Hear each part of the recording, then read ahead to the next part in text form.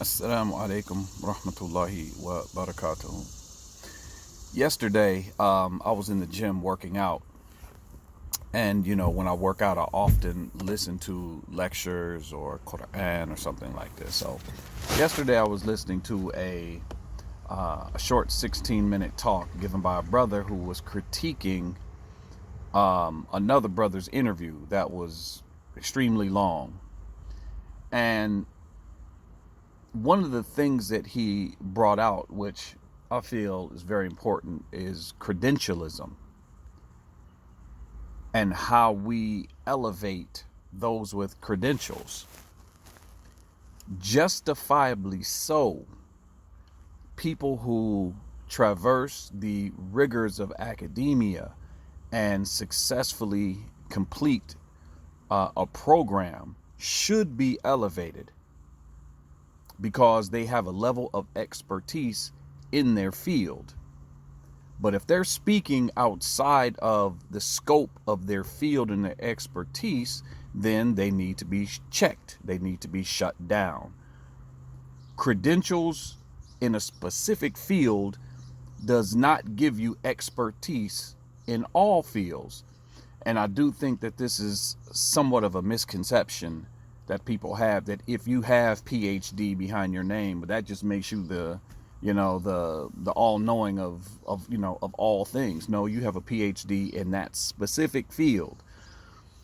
That's why when I speak from what I know, from what I'm educated in. I stay in my lane. I do my best not to go outside of that. Now, with that said, again, people who have successfully completed programs should be given a level of respect in regards to that which they are credentialed in. To successfully complete a program shows a level of individual gravitas that person has, a level of seriousness that they took in order to complete the program that they began. I know many of students, especially students of knowledge, that have begun programs and then for whatever reason didn't finish, couldn't finish, whatever the case may be. Now, the other thing is, when we talk about qualifications, who's qualified to speak, I will share with you my experience and how I developed my idea of what I understand a talib al-ilm to be, based on what I saw during my time in Egypt. I've traveled quite extensively, and I spent from the beginning of 2011 to maybe mid 2014, something like that, in Cairo, Egypt. And I was there during the Mudaharat and during the Thawrain, the two revolutions, and during the demonstrations, and when they overthrew the government. I was there. And I was blessed to be able to travel to Munafia. For those of you who are familiar with Munafia, to go to see Sheikh Raslan. I was able to study in some of the different language schools that are there. And there's different programs and there's different systems that the various language schools will use. They're not all using the same one. They vary. Al-Arabiyyah Bayni Yadayk, some Muhammad ibn Saud, and Kitab Sassi, and they all do something a little bit different. Anyway, this was my point. When I was in Egypt, I happened to be in Egypt on the tail end of an abundance of foreign students from all over the world studying Lughat Arabiya Fusha. And I was immersed in the whole experience, the language, the culture, learning to be a student, watching the students who are far above my level, Those would be my examples of what I should be doing. Those were my examples of my shortcomings and where I needed to be, and the students who were more senior were obvious. I would see students and I would see them in the souk with their family, the market areas, and I would see them with their families. They'd be out with their families, and the kids would be playing and the wife would be shopping, and many times you would see the student standing there holding a book with his face in the book, clearly memorizing, clearly reading something. And I saw this as a pattern, not just one student, not just two students, not just three, not just five, not just 10, not just 20, but many students. I would see them out and about with their family, and they would have their book, either a book bag or they'd have a book with them. And when their family would stop to look at something or stop to buy something, his face would be in the book. So I saw this as a pattern. I'm like, man, all these brothers carry books with them. And they all carried a pen or two in their pocket.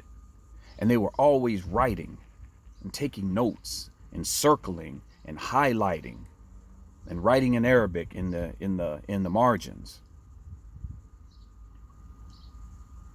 Most of the conversation that I would have with these students, it was about ilm, it was about knowledge, it was about Lughat Arabiya, it was about areas of fiqh, it was about aqidah, it was about hadith, it was about Islam. It wasn't about fulan or fulan. It wasn't about this individual, that individual. This sheikh said this about that person. That sheikh said that one. It was never that. It was never that. It was always knowledge. They were in the books. And this really made an impression upon me.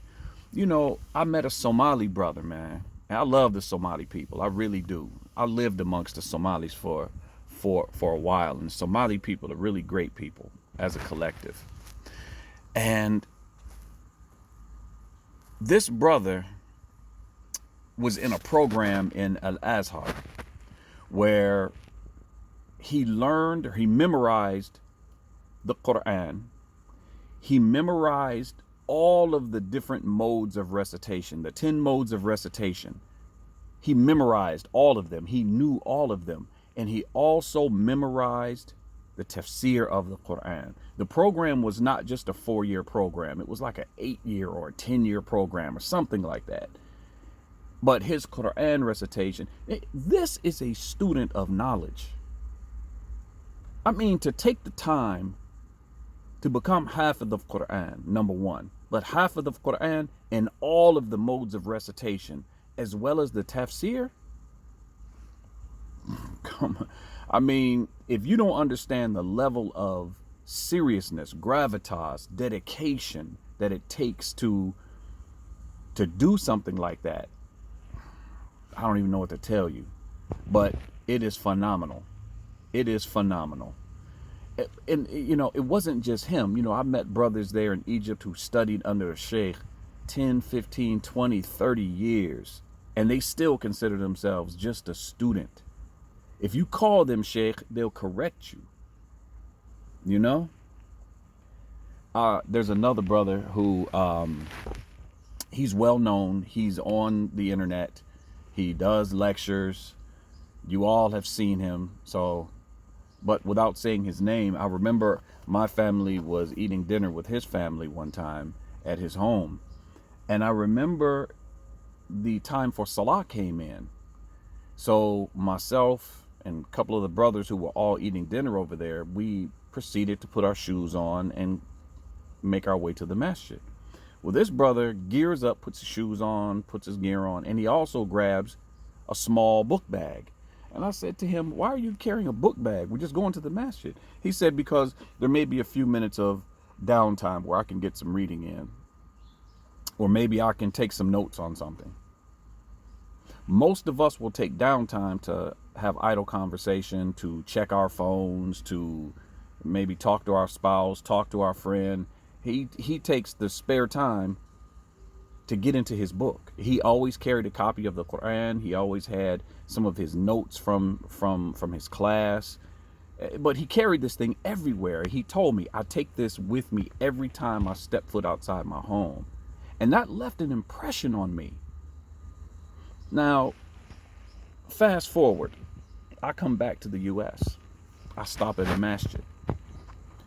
Masjid that, I would go to every now and again. It wasn't my normal masjid, but it was a masjid that I would go to every now and again.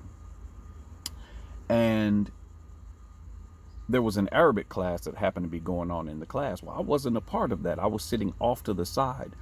For whatever reason, the brother who was teaching the class called me out, asked me a question about what they were studying. And it was very simple stuff. So I answered the question and I went back to what I was doing. After the class, some of the brothers come over to me and they said, mashallah, we haven't seen you for a long time. Where have you been? I said, I was in Egypt for a while. I live in Egypt now. I'm just back here. He said, oh, okay. So when are you going to give us some classes? They don't know my level. They don't know what I studied. They don't know who I studied under. They don't know anything. But the fact that I was overseas instantly qualified me for the microphone. And I told him, I said, I can't give you guys what I don't have. I can't give you any classes right now. I can't do anything for you. Yeah, but you've been overseas. Okay, well, being overseas is not the be all end all. And I do know my level. And when I compare my level to the level of the brothers over there, like, look, you don't see brothers overseas where I was at during my experience rushing to lead the salah, rushing to take the microphone to give the khutbah, arguing over who's going to give the class. But I've most certainly seen that here in the U.S. I've seen brothers almost fist fight in the masjid over who was going to lead the salah. They felt they were more qualified and were willing to get physical over it. And it was just amazing to me. I just left a situation where it would take a few minutes for somebody to lead the salah if the imam wasn't there because nobody wanted or felt qualified to lead it. And we're talking students. We're talking about people who are clearly qualified, but they wanted to push the other brother up to the front. So there's a level of humbleness. There's a level of knowing your lane. There's a level of understanding leadership and knowing that you are held accountable for what you do and what you say. If you mislead and you mislead others, you are responsible for that. With knowledge comes that understanding. I come back to America and I'm hearing all these names being thrown out. Brothers asking me, hey, do you know such and such? Do you know such and such? Have you heard? I've been in Egypt for the last several years. I don't know any of these people that you're naming. Who did they study under? What did they? Well, this one was in Yemen for 8 months. This one was in Egypt for a year. This one, I'm like, what? And they got them, huh? Nah, bro, I don't know any of these people, man. But these people are elevated here in America. They're elevated. They got levels. They got the ear of the people. They got the microphone. They're publishing books. They're translating. They're talking about people. And I'm like, that's not what I understand the students to be. My experience with the students, it was none of that. Even amongst the scholars, you would not hear them name an individual's name unless it was absolutely necessary. Maybe someone asked them a direct question about an individual. Then they would mention a name and they would go in, they would teach more of the principle versus attacking the individual. They would talk about the principle. When they teach you the principles and you learn the principles of things, then you can understand the incorrectness when you hear it. So that's one of the approaches that the scholars do, or that the scholars have, is that they would teach the principles. And from that, the individuals, when they come in contact with the opposite, they'd say, okay, I remember the sheikh said this. Yeah, this is incorrect. It wasn't about individuals, but you would hear the scholars over there, and many of the students would refer people to the scholars if they had a question about an individual. That was another thing I noticed. If you come up and ask one of the students, one of the senior students or people who have been in Egypt for quite a while, who are known to be strong students, you would ask them about an individual and they would say, something, let's go talk to Sheikh such and such. They lifted that burden off their own shoulders. and they would refer it to the scholars. But I come back to America and it's like the opposite. It's like everybody has something to say. Everybody has an opinion. It's amazing to me. It's amazing to me. You know, even during my time in Kuwait, I didn't really notice that. I didn't notice the students standing around talking about individuals and, you know, he said, she said, and things like this. And again, my experience with the students is they seem to have, especially, you know, the overseas students, they seem to have a level of gravitas, a level of seriousness, a level of, I don't have time to play games. I have to be in these books. This was the attitude. Again, I would see them, especially in Egypt. That's where my foundation really comes from. I would see the students carrying books, faces in the books. When you would hear them talk, it was about knowledge. When we would go to a gathering at someone's home for dinner, it was very little idle talk. Matter of fact, the students who knew who were the senior students, they would encourage them after we eat, give us a short class, give us a talk, teach us something. It was rarely just sitting around running your mouth about nonsense. It was always about teach us something, give us something. That's my experience with the Talab al-Ilm. That's my experience with the knowledge. And then I come back to America and I done walked into God knows what. I don't know what this is. I'm confused. So my hat's off to those who study, those who traverse the rigors of programs, academic programs, who traverse that path of Talab al-Ilm. It's not easy. It's dedication, it's time. And unless a person has done it, you really don't understand the dedication, the loss of sleep, the forgetting to eat, the lost time with family, and all of this, everything that it entails. You really don't get that unless you have been around it. And then you really earn a respect for it.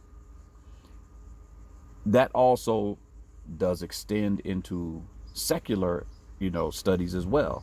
You know, it takes time, it takes effort, it takes dedication, it takes a lot. So that was just a thought that I had watching the brother's lecture. He was talking about this brother who had a PhD in something, but he was speaking on Islam as if he was a scholar, and he, you know, obviously from what the brother was explaining, he's clearly not. But, you know, in America, we are credentials based, and if you have credentials, that just gives you the validity to just speak on Islam and speak on any topic because you have credentials or letters behind your name or doctor in front of your name. That's just strange to me. It's strange to me. Anyway, that's it. Jazakumullahu khairan. Barakallahu feekum. Assalamu alaikum wa rahmatullahi wa barakatuh.